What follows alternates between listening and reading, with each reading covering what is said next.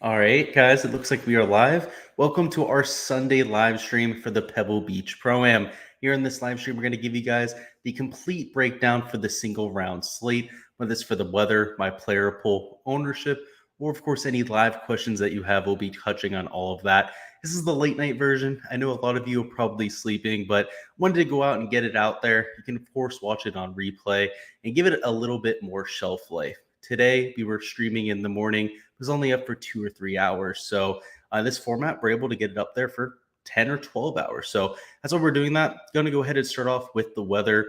First and foremost, in the morning, slightly tougher conditions from what we've seen over the last 3 days. We saw 3 to 4 miles an hour winds typically throughout most of the morning and into midday. But you'll see here on Sunday, we're starting with 6, 5 mile an hour winds, going up to around 7 or 8 towards midday, which is not something that we've seen over the first few days. That does mean that wind gusts might get upwards of 15, 20 miles an hour, which is slightly more powerful than what we've seen. But in terms of difficulty, shouldn't make all that much of a difference. Maybe a tenth of a stroke in terms of difficulty towards the positive there, but nothing all too crazy. You'll see towards the afternoon when they're finishing up right around 3, 4 p.m., unless there's some type of playoff, you'll see the winds are right down to 7 miles an hour. So it does stay at 7 miles an hour for the rest of the day. So that is a little bit more significant than what we saw on Thursday or Friday. But at the same time, scoring, if we head over to data golf, you saw today it was excellent, right? It was nearly 2 strokes under par. In fact, it's gotten better day after day. In round 2, it was 1.7 strokes under par. And on day 1, it was 1.23. So as we've gone through the week, this course has seemingly gotten easier, which is the opposite of what we're used to seeing from some of these golf tournaments, right? Typically, as it gets a little bit more firm, a little bit more fast, conditions get a little bit tougher, but perhaps they're figuring it out, right? These golf courses are located in a relatively close geographical area. So as a result, we're dealing with similar conditions from course to course. So it's not a far-fetched stretch to say that maybe they're just getting used to these conditions. And with at least relatively similar conditions expected for Sunday, maybe slightly more difficult with the wind, and of course, Sunday pin locations, which are going to be a little bit more challenging than what we saw for the first 3 rounds. I expect a score for the field to be right around 1.7 strokes under par. So right around, let's say 70.3. That's what we're going to see here for Sunday. And you'll see that reflected with our fantasy points, with our projections, everything like that when we hop over to the player board.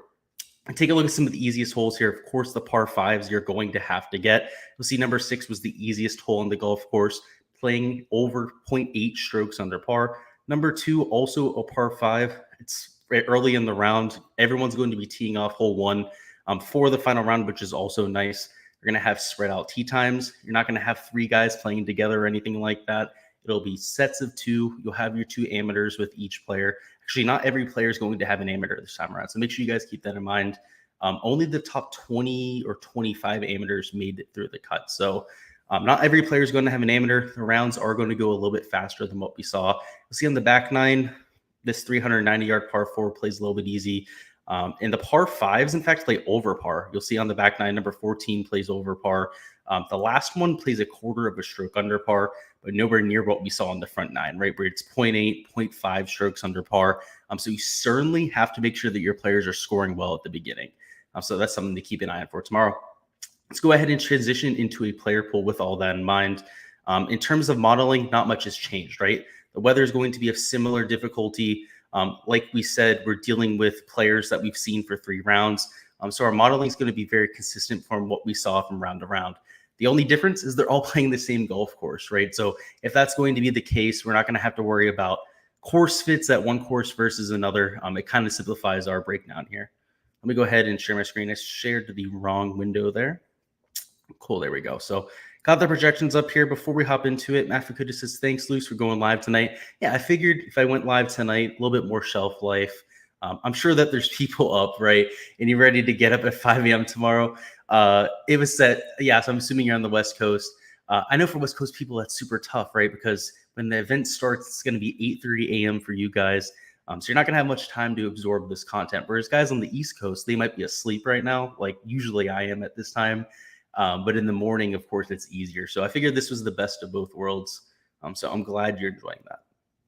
Cool. Let's hop into the player poll, though. So Anytime we have Sunday Showdown, I always need to remind people that placement points are a thing, okay? You might have been playing Showdown for Thursday through Saturday. Maybe it's your first time playing Showdown. On Sundays, there are placement points. They aren't as drastic as for a 4-round event. You're getting 20 points to first rather than 30 points, but they make a huge difference when it comes to game theory and, of course, the optimal lineup. So you're going to see some wacky ownership numbers. You're going to see guys that can't lay projected for 71% ownership. You're going to see guys like Jordan Spieth projected for 62% ownership. That's not a typo. That is not a mistake. They, in fact, could come in higher than that. It would not surprise me at all. So we're going to have to talk about a lot of the game theory involved with tomorrow. You'll see guys down here like a Joel Damon, 30%, 30% for a Seamus Power, or even down here, guys like a Bo Hostler, nearly 35% ownership. That's what happens when placement points are involved. All of those guys near the top of the leaderboard.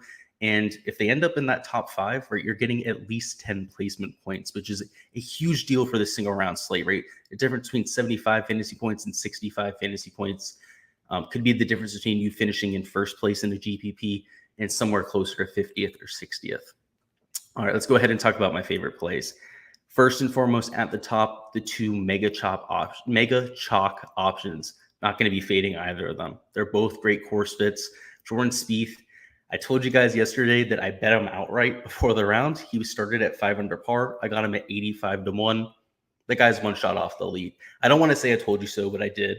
I'm going to be all over him once again. I mean, the guy's my favorite player in the world. The guy, when he gets hot, he typically is able to ride that form.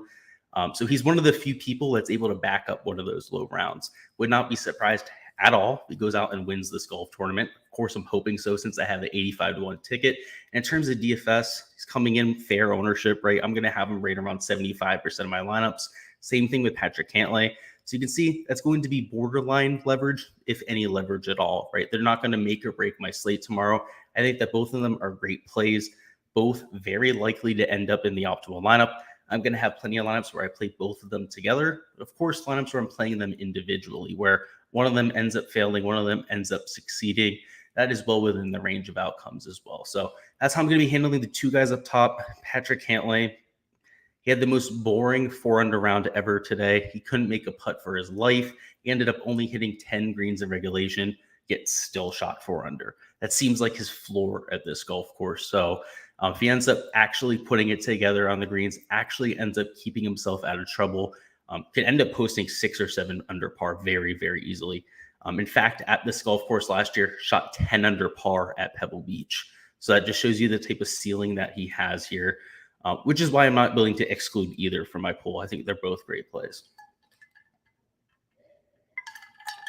So as a result, because I'm allocating, let's say, 1.5 of my 6 spots out of all my lineups, because I'm playing 75% of each of these guys, we're not going to have room for very many more people, right? At the very most, we're going to be able to fit in 1, maybe 2 of these guys up top. So that really limits me to somebody like a Matt Fitzpatrick, right? Somebody that's going to be 16% owned, where I'm looking at getting right around 40-50% in my lineups. He's somebody who's $9,300. I believe that the price is fair. And he's not too far back in the leaderboard, where if he puts up a ceiling type of performance, which at Pebble Beach is something like 7 or 8 under par, he can't sniff that top 5. If Matt Fitzpatrick goes out and shoots 8 under par, he's going to finish in the top 5, which is exactly what we're looking for on Sunday Showdown. So he's somebody I'll be mixing in. But again, we don't have much room. I would love to play Jason Day. I really would. But at 20% ownership, the fact that he's $9,800, it's not reasonable for my player pool. Same thing with Justin Rose or Seamus Power. Power, he looked really shaky today. Again, I don't want to say I told you so, but I did tell you guys he was going to struggle. It's really hard to play 3 good rounds in a row. I mean, it's hard enough to play 2 good rounds in a row, let alone 3, especially for somebody like a Seamus Power, who, as good as he has played in this fall, he hasn't really been in contention. You know, he's played all right. He's finished in the top 25. But outside that win he had, which was at an alternate event, I think a lot of people forget that. His win was at like the Barbasol Championship. It wasn't at anything really significant. He hasn't felt this type of pressure, right? Pebble Beach is a completely different ball game than the Barbasol Championship. So I'm going to be fading him as a result. It's not that I don't like the guy. He's also $10,200. He's also extremely expensive. Justin Rose, a little bit too far back, right? He's 8 under par. He didn't look all that sharp today with the putter. I'd rather play Matt Fitzpatrick. He's not only cheaper, a little bit closer to the lead, also just a better player at this stage of his career. Move down a little bit further. Christian Muzane, who would be a pure flyer play, he's $8,400. When he gets really hot with the putter, he tends to get scorching, go out there, shoot 5-6 under par. That would be enough at that price tag. Another guy to consider would be Russell Knox. He tends to play really well at this golf course. He's adequately priced there at $7,900. He is really far back, so you're not really looking for placement points.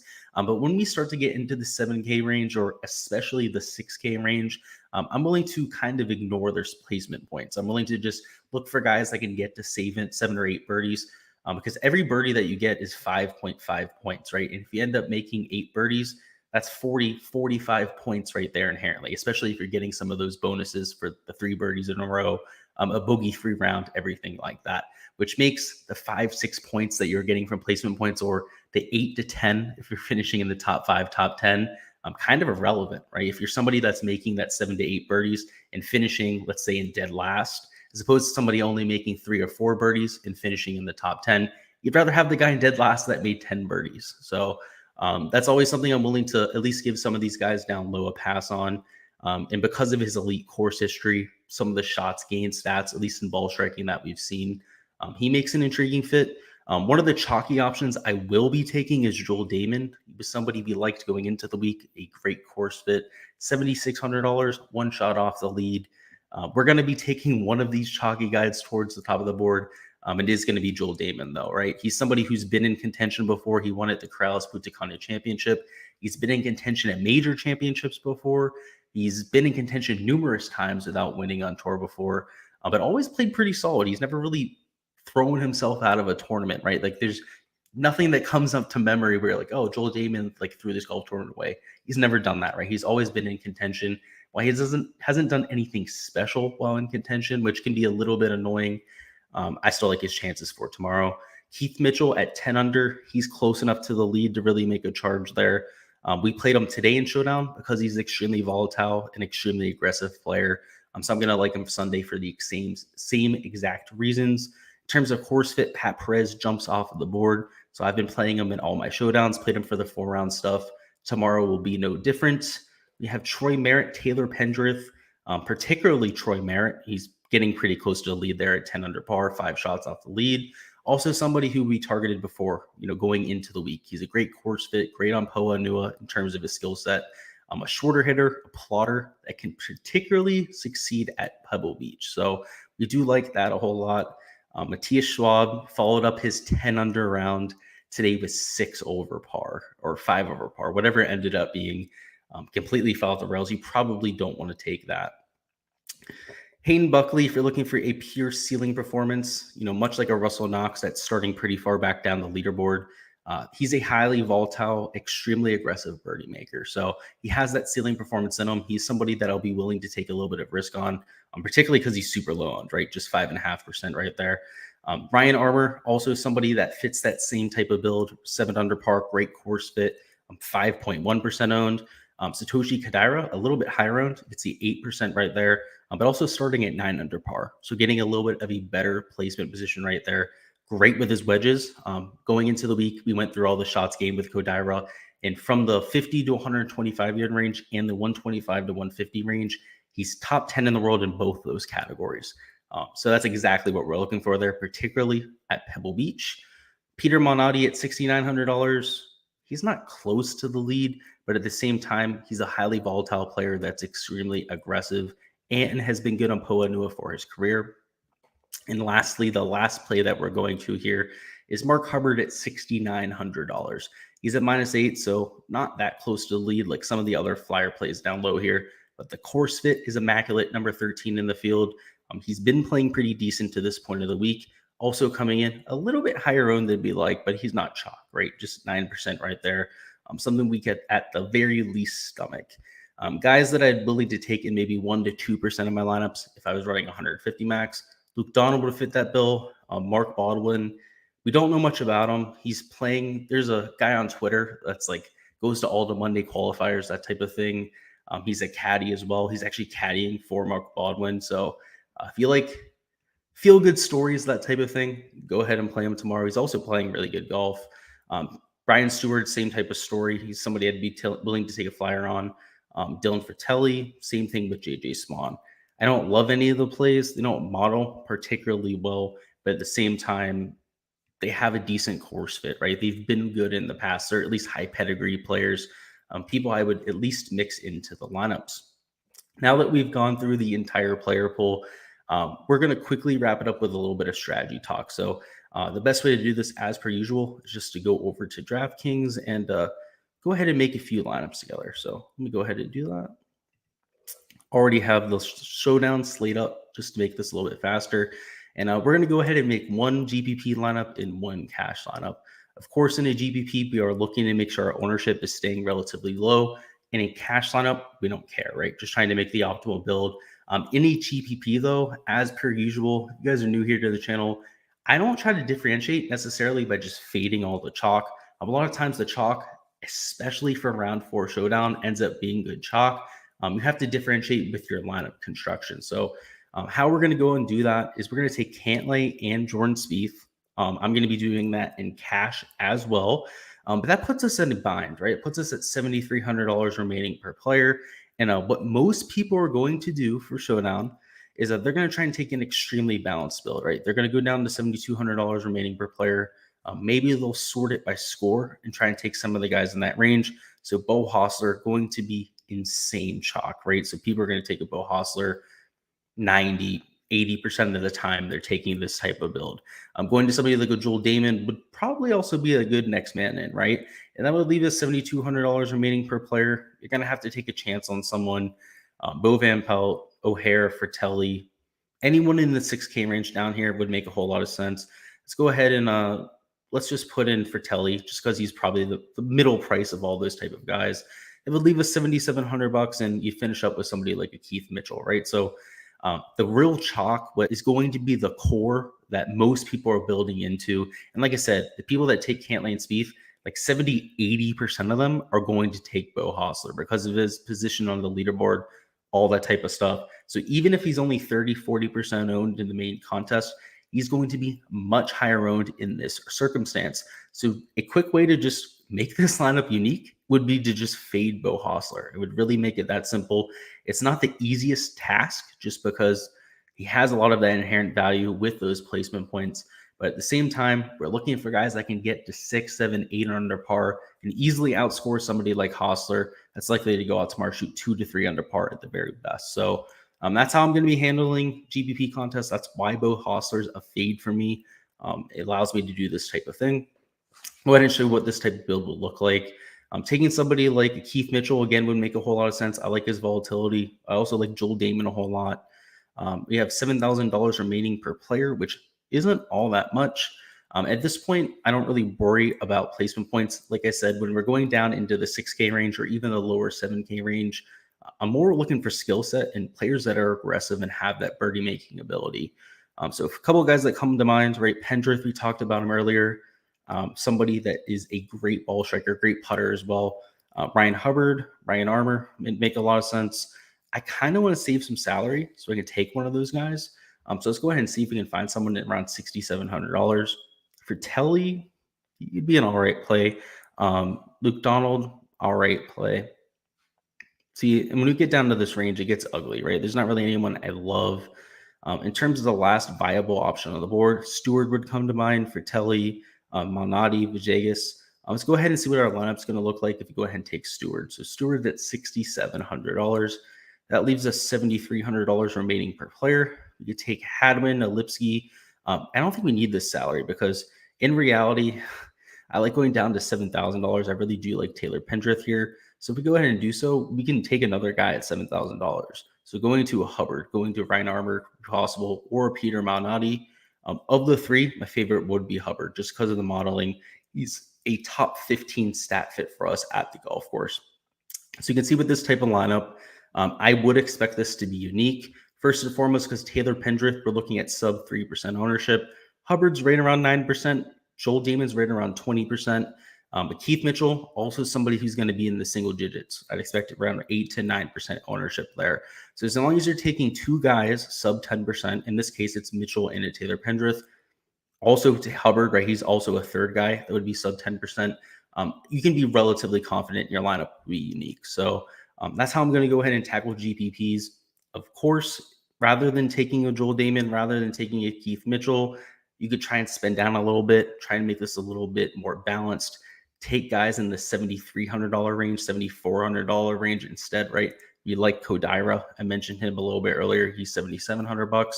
You could go to somebody like a Pat Perez. We mentioned him as a potential play, or potentially guys like Hayden Buckley, Moore, JJ Spawn. I mentioned playing Ryan Armour.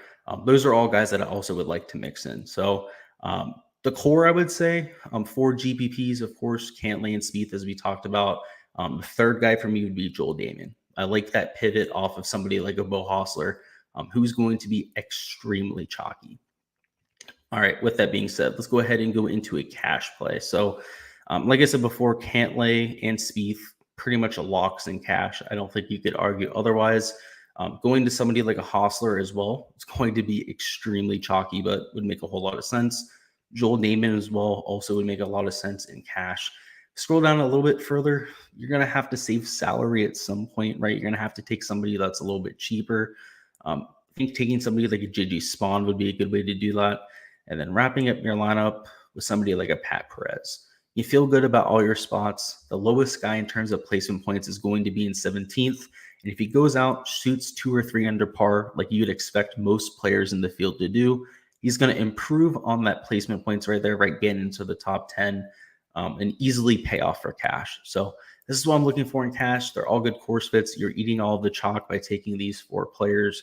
And in terms of the salary that you're left over, these are the 2 plays that made the most sense. So yeah, that's all we got here, guys. Go ahead and see if there's any comments or questions in here before we get on into here.